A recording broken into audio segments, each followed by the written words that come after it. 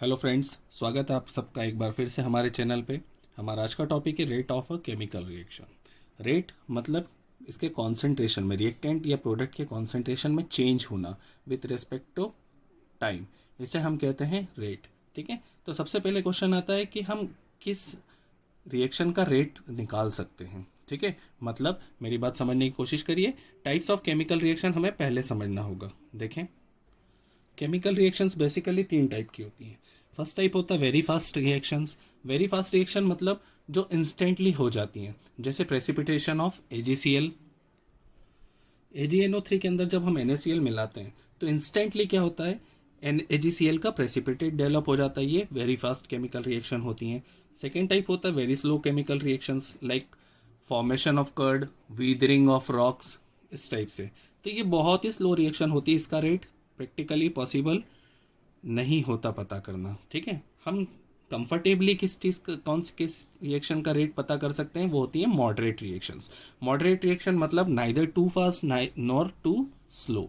Clear है? Example देखें, inversion of sugar reaction है जिसमें sucrose plus water gives glucose plus fructose. हम ऐसी रिएक्शन का रेट पता कर सकते हैं। ठीक है, मतलब हम रेट ऑफ केमिकल रिएक्शन किन रेट इक्वेशंस का पता कर सकते हैं, जो मॉडरेट इक्वेशंस हो, neither too fast nor too slow. ठीक है, आगे देखिए।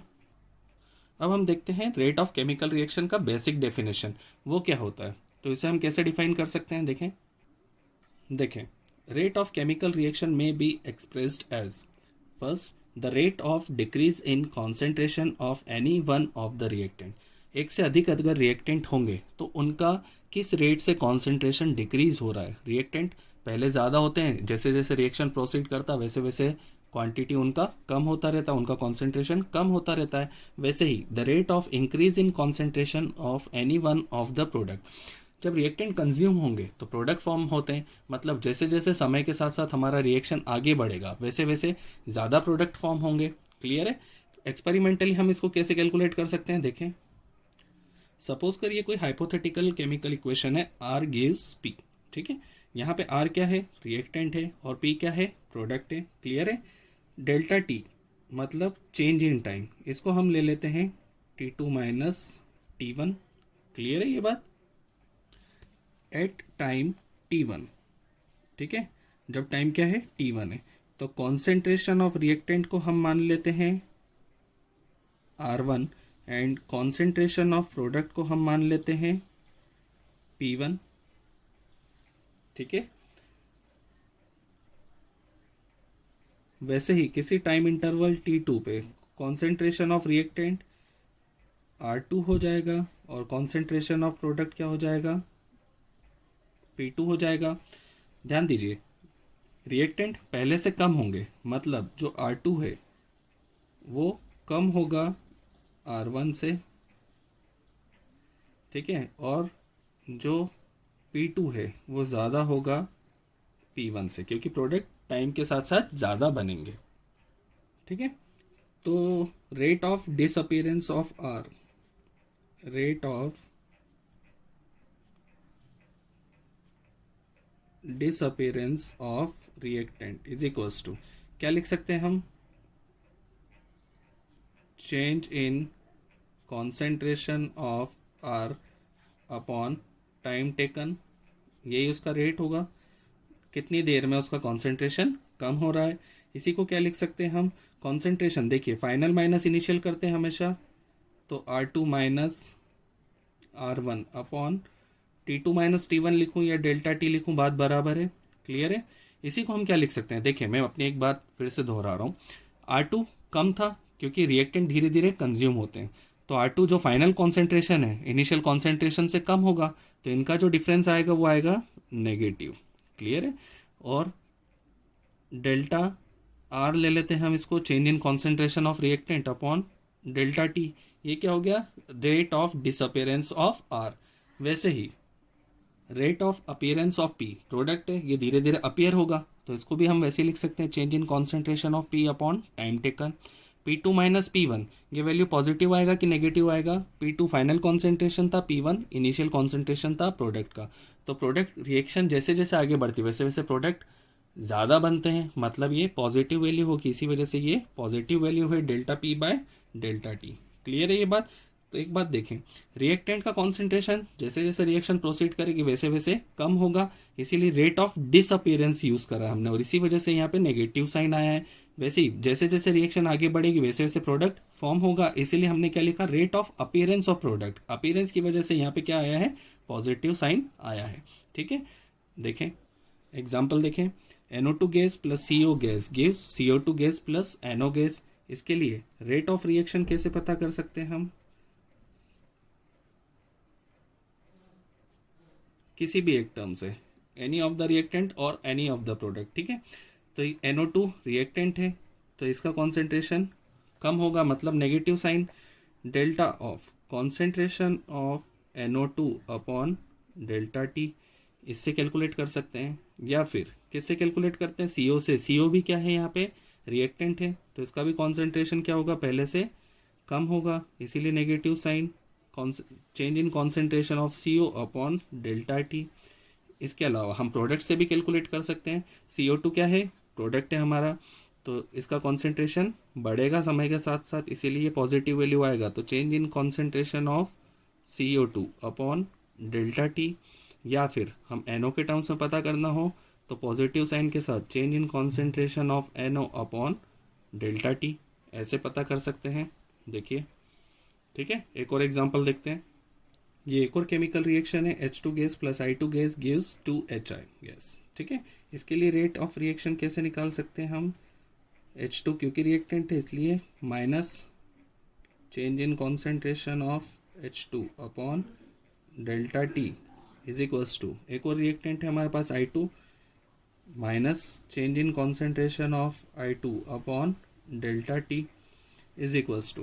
ध्यान से देखें, तो rate of disappearance of H2 और I2 is half of rate of appearance of HI।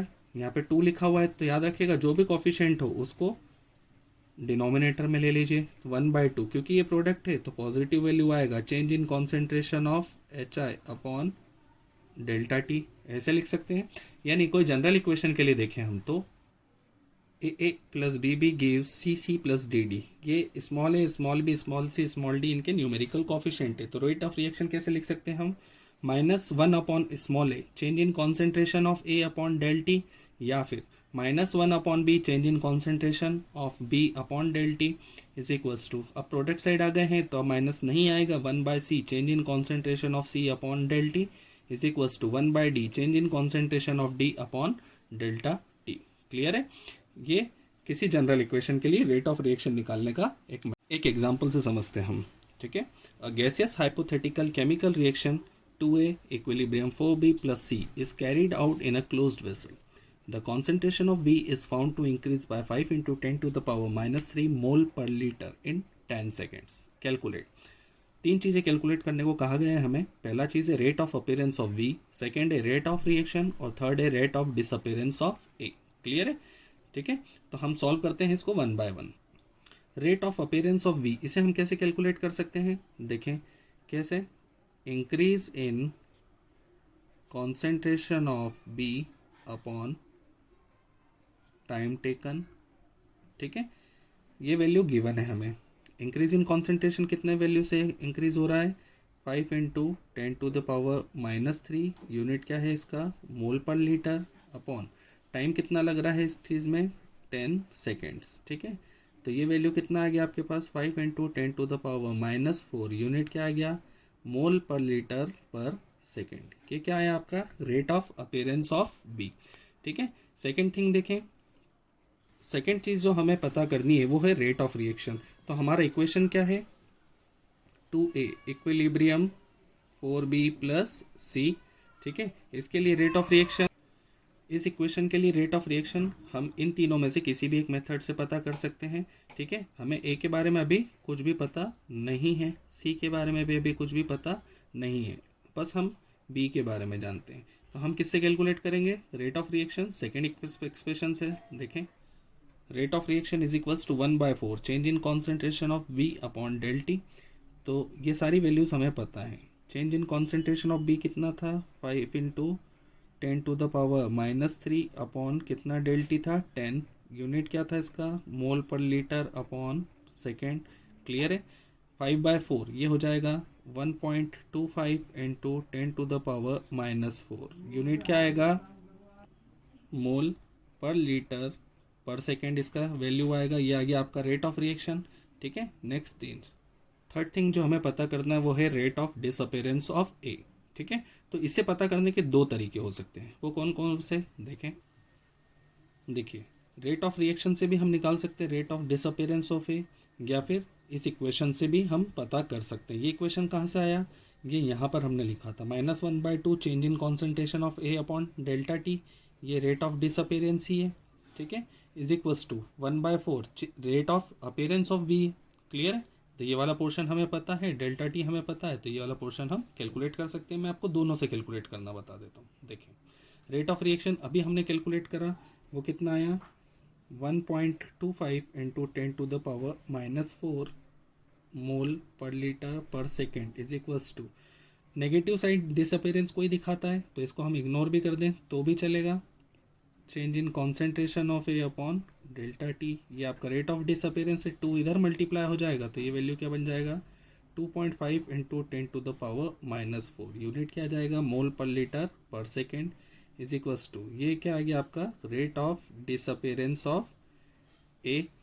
Minus sign क्या इंडिकेट कर रहा है, ए डिसअपियर हो रहा है। ठीक है। सेकेंड मेथड जो मैंने आपको बताया उससे देख लीजिए, तो यहाँ पे क्या लिख सकते हैं आप, इसको -1/2 को अभी यहीं रहने दीजिए, rate of disappearance of A is equals to 1/4 change in concentration of B, question में दिया हुआ था हमें 5 इंटू 10⁻³ अपॉन टाइम था 10 सेकेंड्स, इसका वैल्यू था मोल पर लीटर अपॉन सेकेंड था। ठीक है। तो minus of change in concentration of A upon del t, या फिर rate of disappearance of A is equals to 1/2 of 5 into 10⁻⁻4 mole पर लीटर पर सेकेंड, तो यही कितना आ जाएगा आपका 2.5 इंटू 10⁻⁻4 मोल पर लीटर पर सेकेंड। ठीक है। दोनों से सेम वैल्यू आ रहा है। क्लियर है।